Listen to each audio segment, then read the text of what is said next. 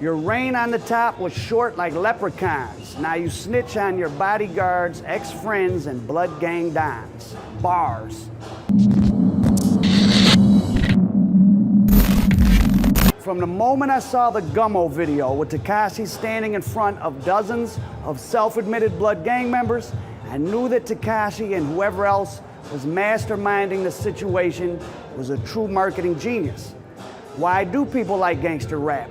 Or action and horror movies for that matter? Because they give the thrill, the adrenaline rush of danger without actually being dangerous for the viewer or the listener. But unlike an action movie where Tom Cruise or Will Smith is never in any real danger, gangster rappers have to be living in real danger or they lose their entertainment value. Shotti just a roach. Shotti and Cracks, they belong together, you heard? Me. When I was here, I said I was gonna be the most watched interview that you guys ever had. And did I lie or not? If you sat down and planned the perfect marketing strategy and image for crossover rap success, one version would look like Tekashi. His crazy looks and simple lyrics with a gruff voice brought the Outcasts and Slim Jesus types in, but then there he was with real gangsters backing him up, so if you're into that kind of thing, you had to respect it. I was reading about Tekashi when he first got hot, and I found out something that made it all make sense. Tekashi got his start in the music business directing rap videos. So he learned early that for gangster rap, it's all about perception. If you look at the music video for the song I successfully sued and got paid for that he used my voice in, it's full of one shock value image after another. He even managed to wrangle up a Lambo. Like he told all the other gangster rappers, if you all are so real, why is a little kid with rainbow hair running around doing whatever he wanted and no one stopped him? And it's probably not even over for him now. I'd say it's 50-50 that this time next year, he'll be back in the mix making hits and telling everyone how he escaped the clutches of the evil Treyway. Here's where the streets collided with real power.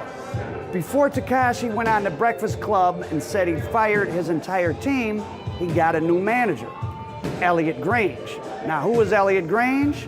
He's the son of billionaire Sir Lucian Grainge, head of Universal Music Group, and perhaps the most powerful man in the music business. He's doing that to make T9 think he don't got no relationship with Boy. That's what he's trying to do. That's what he's trying to do. He's trying to separate himself. That's cool, but now he gotta get violated. Yeah, super violated. When your first 6 singles in a row all hit Billboard Hot 100, it's a big deal. And you better know a billionaire's son isn't interested in doing anything other than big business. When Tekashi avoided jail time for violating his probation, he went to celebrate with his new manager, Elliot Grainge. And then Treyway showed up. Grainge's security, definitely not gang members, opened fire. Ironically, one of Tekashi's backup goons, Crippy, caught a bullet and got a colostomy bag along with a 5-year sentence after the incident. Sadly ironic when you remember that Tekashi opened his first hit song with Crippy got the sticky or something like that, which I took to mean he was his protector. Always know the goons or shooters or whatever you call them, the frontline soldiers are expendable. They're the first to go, always. And from doing all the crime documentaries I have, from reading all the newspaper articles that I knew weren't accurate, because I also knew that law enforcement had planted information to the media, I have an understanding of how things work. And recently I had the opportunity to meet with a real-life billionaire to possibly do some business, the owner of an entire film studio, and I know that very, very rich people don't get there by accident. Everything is planned. So if Tekashi is being managed by a billionaire's son, you can trust that the stories we read in the big news outlets like the New York Times are at least somewhat influenced, and the criminal case might be as well. I wonder if Tekashi's new manager had just been some guy, would a RICO case have come down so fast? Maybe, maybe not. Tekashi is, to some people, coming off as a victim. Just a kid who didn't know what he was getting himself into. But he knew who Shotti and Mel Murda were, and he picked them to sidle up to, just like he picked the son of the most powerful man in music as his new manager. Treyway was a power in the streets, but the Universal Music Group is many levels above the streets in power. Tekashi 6ix9ine has proven that he knows what makes the pop culture tick, and when you know that formula, all the people you make money for will do anything to protect you, or at least the image of you used to sell things. Just look at R. Kelly or Eminem. But I was sworn to secrecy about that one. One of my smart friends, I can't remember who, sorry, told me they will just make him a reggaeton artist. That actually sounds pretty plausible.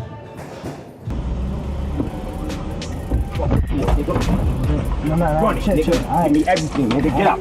Get out. Get in the car. Get in the car. Get in the car, nigga. Get in your car, nigga. Now, after Tekashi went on the Breakfast Club and said he had fired Treyway, Mel Murda and Jim Jones got on the phone to talk about it. That's what he trying to do. He trying to separate himself. That's cool, but now he gotta get violated. Yeah, super violated.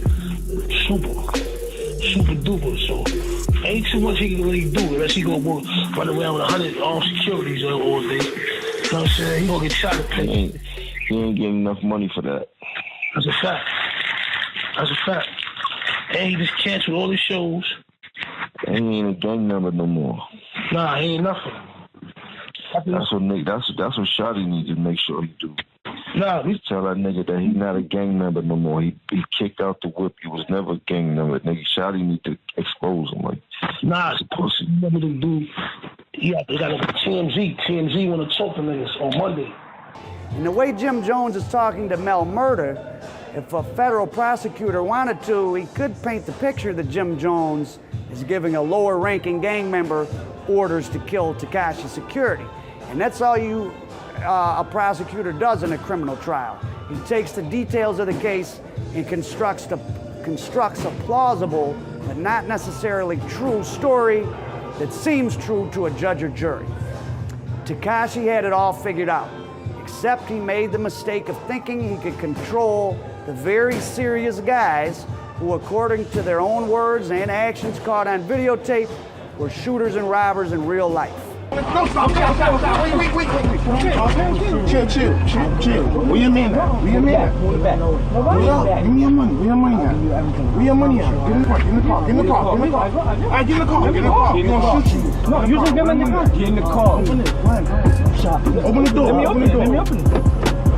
Oh, you know, I'll give you everything. Get in the car. Get in it. That's what I'm doing. Get the fuck in.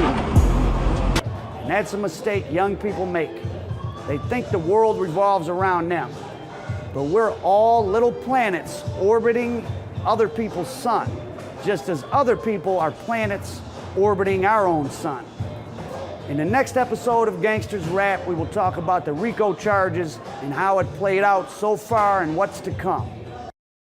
He definitely humiliating Shotti right now, but. Well, you got your picture up there next to the post. You're like, when you go to YouTube and World Star, they got his picture next to this shit. Everything he say, they got a split screen with Shotti picture next to this shit.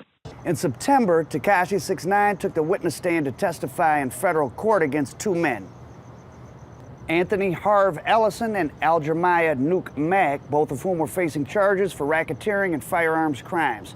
Harv was at one point, I think, a member of the Treyway security, but ended up being charged with crimes in connection to Tekashi's alleged kidnapping and robbery back in 2018, an incident that left the rapper hospitalized. During his court appearance, 6ix9ine testified that the two men were Nine Trey Blood members, and they were involved in acts of violence that took place in New York City during 6ix9ine's rapid rise to fame. Just yesterday, Nuke Mack was found guilty of racketeering conspiracy and conspiring to distribute narcotics, while Ellison was found guilty of racketeering conspiracy and kidnapping and robbing Tekashi 6ix9ine, as the New York Times reports. Now, needless to say, they will soon be joining Tekashi's original link to Treyway, Shotti, in prison. And I have to say that I watched one of the few long interviews Shotti did, and at the time he appeared to be kind of smart and have good sense, but his actions appear otherwise. Now, if Tekashi 6ix9ine had just been a kid from Brooklyn wanting to make music and he was sucked into Treyway without knowing what was going on and they ended up robbing him, both for his show money and literally pistol whipping and kidnapping him, robbing him, then him testifying against him, I don't know, maybe it wouldn't be so bad, but that's definitely not what happened. On the first day of testimony, 6ix9ine himself said that he originally contacted the Nine Trey gang so they could appear in his breakout video, GUMMO. He said, quote, "I wanted the aesthetic to be full of Nine Trey. Red is what a blood member would wear, so I want the video to be full of red. So before the video shoot, I went to go buy 3,000 red bandanas." Think about that. He went and bought red bandanas and went over there and had them put them on.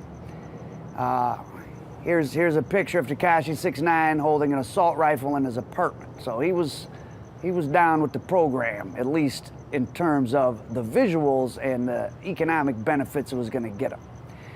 6ix9ine testified that he met his future manager, Kafano Shotti Jordan, who was a Nine Trey member who just got sentenced to 15 years in prison on federal weapons charges on the day of the GUMMO video shoot. Now, some of the leading Nine Treys apparently weren't feeling Tekashi, like Mel Murda, who the feds considered the leading Nine Trey on the streets. And Tekashi met Kafano at the Madison Street home in Brooklyn where the video was filmed, and Shotti was supposedly the second in command of Nine Trey on the streets, and he became the rapper's manager. The video, which features stacks of cash, bags of weed, and Nine Trey associates flashing real guns at the camera, was an instant hit. I think it has maybe 500 million views on YouTube. Now, under oath, Tekashi recalled his conversation with Shotti. Shotti said to him, quote, "This little N knows what he's doing. I thought all that rainbow hair stuff was, that he was bugging out. But he knows what he's doing. Tell him to stay in touch." That's what Tekashi testified Shotti said, and that started their mutually beneficial, for a brief time, arrangement for the rapper and the gang. Tekashi testified he met Aljamiah Nuke Mack, who was accused of dealing heroin for Nine Trey at that same Madison Avenue house that day. Tekashi also claimed he crossed paths with accused gang member on trial, Anthony Harv Ellison, at the same place. And that's the guy who ended up robbing him for his jewelry and kidnapping him, and he just got convicted yesterday. Tekashi estimates he gave $85,000 to Jordan and Ellison before the gang broke into two rival factions over him. And testimony during the trial that concluded Thursday revealed that Kafano Shotti Jordan saw Tekashi as an invaluable source of revenue, but Ellison saw Tekashi as a fake who was all talk, which turned out to be true. "Stop picking and choosing when you want to be gangster," Ellison texted Tekashi 6ix9ine. Now, the fallout came to a head when Ellison kidnapped and robbed Tekashi at gunpoint at the intersection of Atlantic and Bedford Avenue in July of 2018. According to the feds, the Nine Trey Blood gang hierarchy takes orders from the prison lineup, the bosses who are behind bars.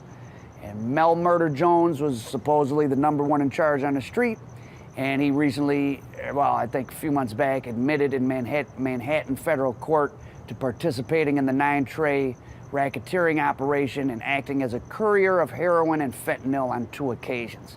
He took a plea where prosecutors won't seek a sentence greater than 14 years. I'm not sure if he's been sentenced yet. Shotti was caught on a wiretap shortly before his arrest, and after Tekashi fired him and Treyway and got with Elliot Grainge, saying that Tekashi would face grave consequences for deciding to split from his Nine Trey entourage. So Tekashi 6ix9ine definitely knew the financial value of being locked in with the real blood gang. Nine Trey is probably the most widespread and well-known of the New York sets. There's recently been RICO convictions of people calling themselves Nine Trey in Virginia. And a few years ago, Don Diva did a cover story about an Atlanta group of Nine Treys led by a guy named Daryl Mac Jones Christmas. Those Nine Treys in Atlanta, didn't have a lot of money. They ended up killing a couple of young members of their own gang. They got life sentences. And Mac Jones apparently wasn't too popular as he got stabbed to death in Georgia State Prison not long into his sentence. Now, I have no idea if these guys in other states are actually affiliated with the New York Nine Trey. They might not be. During the Treyway New York trial, prosecutors showed the jurors clips of the videos for Gummo and Kuda and presented lyrics for those songs as evidence. Now, Shotti doesn't seem to have been in on Tekashi's robbery, but other Nine Treys, like led by Ellison, weren't the biggest fan of Shotti. But Shotti apparently was an active enforcer for them, and he himself bragged about shooting 5 people in a single night on behalf of Nine Trey. As you can see, Shotti took a lot of pleasure in being Tekashi's primary promoter and protector and big brother, but he also took Tekashi with him during some of the criminal acts they ended up pleading guilty to. A fatal mistake. Both Shotti and Tekashi 6ix9ine played with fire and they both got burned. Looks like Shotti got burned a lot worse. From as best as I can tell, though, the event that caused Tekashi to jump ship was finding out that he wasn't getting all the money he had coming, probably because Shotti and others were taking a big chunk from the concert dates. But that's an old thing in the music business. The performer always thinks he could have done it without his management, and often management feels they made the artist. Shotti said Tekashi lied about him stealing money right before the indictment came down in order to distance himself from his co-defendants and to avoid criminal charges. The Treyway Entertainment founder, Shotti, also claims 6ix9ine was contacted just days before his Breakfast Club appearance, and that's probably what prompted all the, firing and etc., which sounds just as believable as anything. And if it's true, it makes Tekashi look like a real snake. So that's why you have contracts in the music business, but it happened all so fast, and most of the people involved don't exactly seem like signing contract types. By the end of his testimony, Tekashi 6ix9ine, aka Daniel Hernandez, was pointing a finger at rappers that really had nothing to do with anything, like Cardi B, who's now even a bigger pop culture phenomenon than he was, telling the court she was a blood, and referring to Jim Jones as a retired rapper and Nine Trey member. In the end, Shotti and Tekashi weren't real friends. They were just useful to each other until they weren't, and it ended very badly. As the story goes, according to the feds, the straw that broke the camel's back for Tekashi deciding to flip on his gang was the feds telling him they had a phone call wiretapped where Shotti and others talked about a plan to have Tekashi gunned down in Las Vegas, Tupac style, by their own people posing as LA gang members to muddy the waters of the investigation. And remember, Tekashi had the West Coast Bloods on his head, most famously Slim 400, who came straight from the county jail to my place for an interview back a while ago.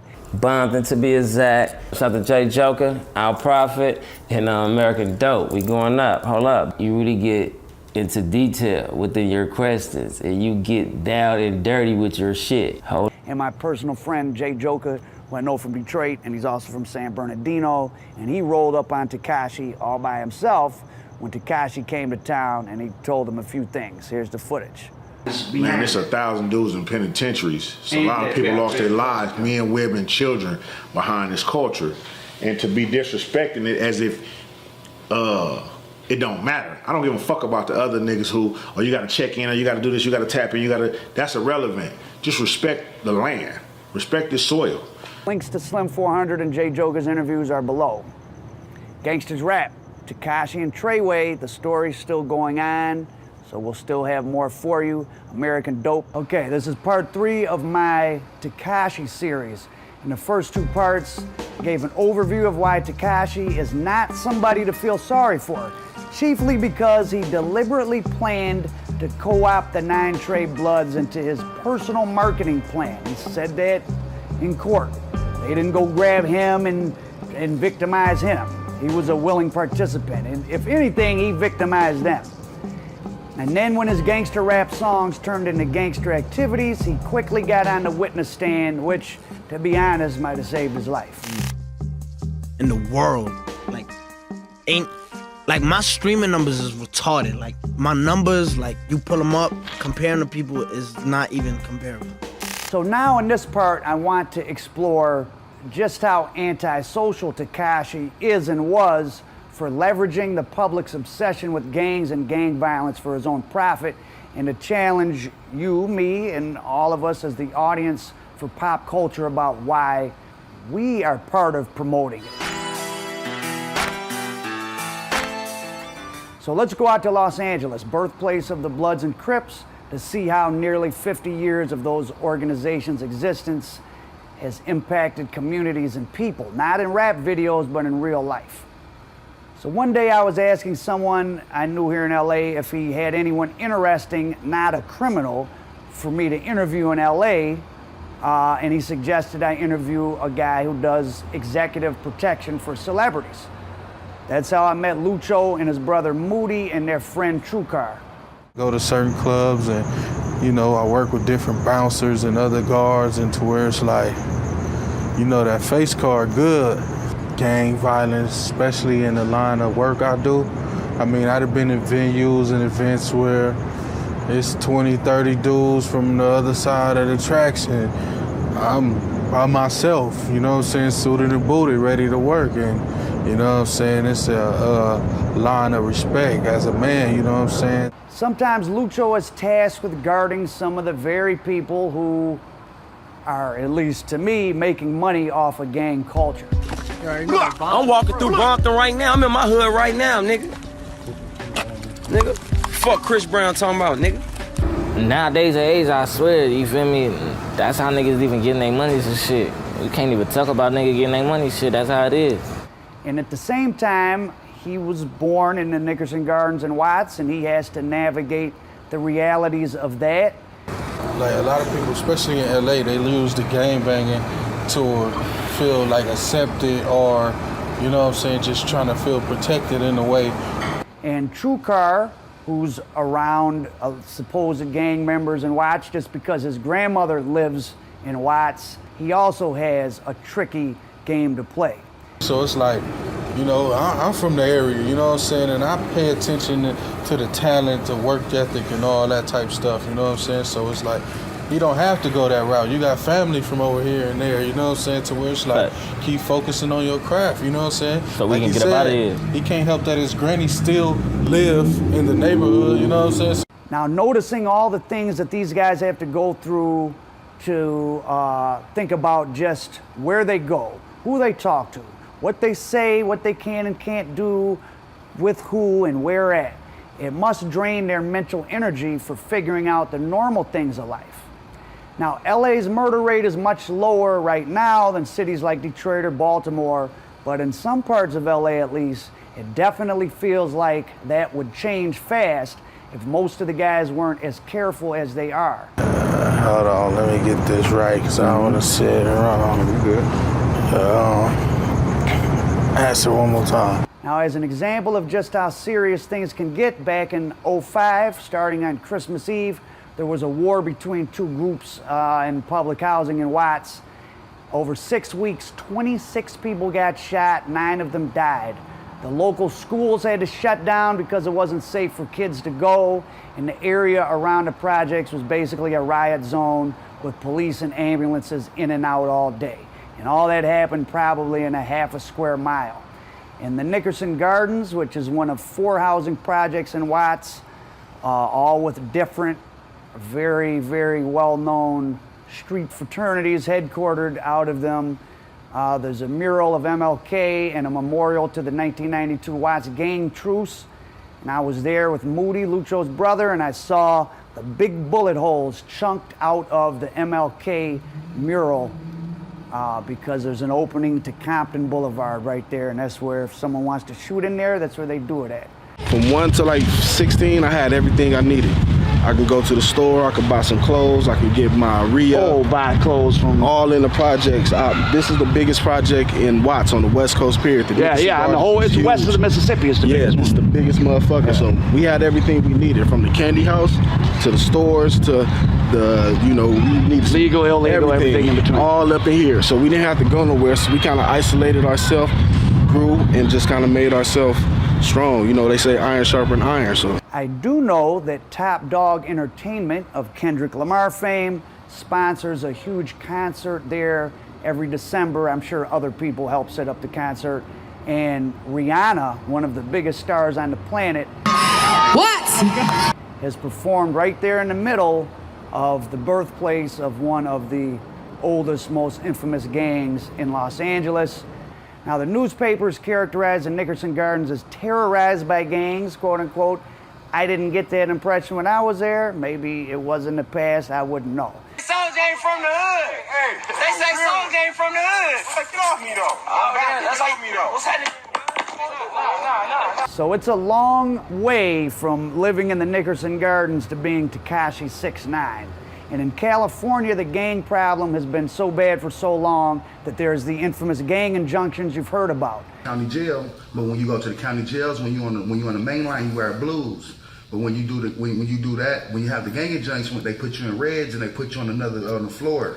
One was at the gang injunction floor. It's some Mexican dudes in there. But when you go to that floor in the county jail, the gang injunction, there's no politics. So it's no Mexicans versus blacks, no whites, no nothing. It's all one. Everybody get to be one. It's no politics. And can they actually hold you and sentence you for that?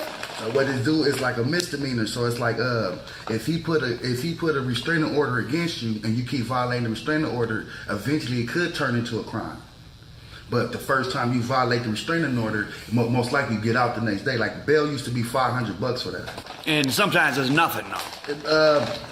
It'd be best for you to go to court because you will be getting released if you don't go 3 or 4 times. But now when you keep going up in there, what happens is that start building up for your things. So let's just say that you go to jail now for a gun. You got these 4 or 5 gang injunction things on you now. You got gang enhancement on that gun. So that gun turns to 10 years. Oh, so they use it as a way to set you up. It's enhancement. Exactly. So in and of itself, isn't that really as close to nothing, but... It's not deadly, but after you get involved in it, yeah. And you get a real case. I beat 2 of them. Oh, but you can beat them. I beat them. I took them to trial. See, they misdemeanors. Who take misdemeanors to trial? I do. As you can see, if you happen to be born into certain areas of LA, it's definitely not fun to be in a gang, and not just for the obvious reasons. But how about you get put on the list as a member of a gang that you might not actually be a member of by the sheriffs or the police, and so now you maybe break in a house or something, and they double your time because you get a gang enhancement. Back when the 3 strikes law was in heavy effect, I was visiting San Bernardino. I read a news story about a guy who did an armed robbery when he was 17. He was in a gang at the time, so bam, 2 strikes. He got out of prison after a few years. He started working in a barber shop. The police raided it for selling bootleg CDs and DVDs. And because the 3rd strike didn't have to be a violent crime, it could be any felony, this kid really got 27 years for selling bootleg DVDs. Hopefully he got out very, very, very early. As for Tekashi and rappers and us, the general public, who are so infatuated with gangs and especially the Bloods these days, it seems like it's been definitely amplified by rap music, and most of the amplifiers are doing it just to boost their image. After all, if you take the gang out of gangster rap, what would you have?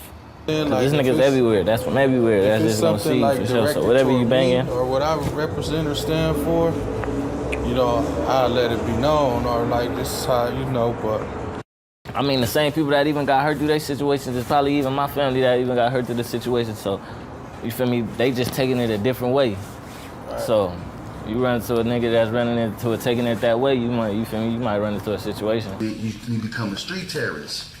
So once you become a street terrorist, it's like having Osama bin Laden inside your courtroom. What would you do to him? Wow. You know what I'm saying? Now when you be labeled yourself as a street, because what happens is you have to sign to the gang injunction. So once you sign to the gang injunction, you're admitting you're a street terrorist. You admitted you're in gang X. And that's what I've never done. See, it's 5 elements to gang. You have to have tattoos. You have to be caught with a buddy doing something. You have to be caught with pictures before. The white cars that they give you, so many amount of them have to be passing, and you have to be caught in a crime. I mean, you have to have pictures with the same gang people to prove that you are in this gang and that you're doing stuff for this gang and not for self. Well, the only way you can get violated, it have to be another injunction member who said he wasn't a Junction member with you. So let's say that you and your dad was on Gang of Junction. You can't be together. You and your own close family member? You and your brothers. I done got arrested for being with brothers, cousins, dads. So let's say, like, you know, we grew up in the projects, the Nickerson Gardens. So your porch is the hood. So if you just sit on your porch with your dad, technically you and your daddy in the hood. Wow. But that's your porch. You know what I'm saying? And because it's public housing, no, it's not really your porch, it's the government's porch. And the government area happens to belong to the bounty hunters. So as they feel like every part of it is a gang. It's the hood. It's not no civilized part of it. There's no free, it's no granny part. It's no where you just went with your kids. It's all a gang to them. So don't worry, I will get back to the Tekashi snitch bashing in the next episodes, but I wanted to remind everybody of the context of gangs, and of course, LA isn't even the most violent place for gangs in America right now. That would be Chicago, but it's a problem all over. And in Detroit, where I'm from, there's an area called the 4820 Die, which is the 48205 zip code, America's most violent zip code, also nicknamed the Red Zone. So stay safe out there and subscribe to Al Prophet, American Dope.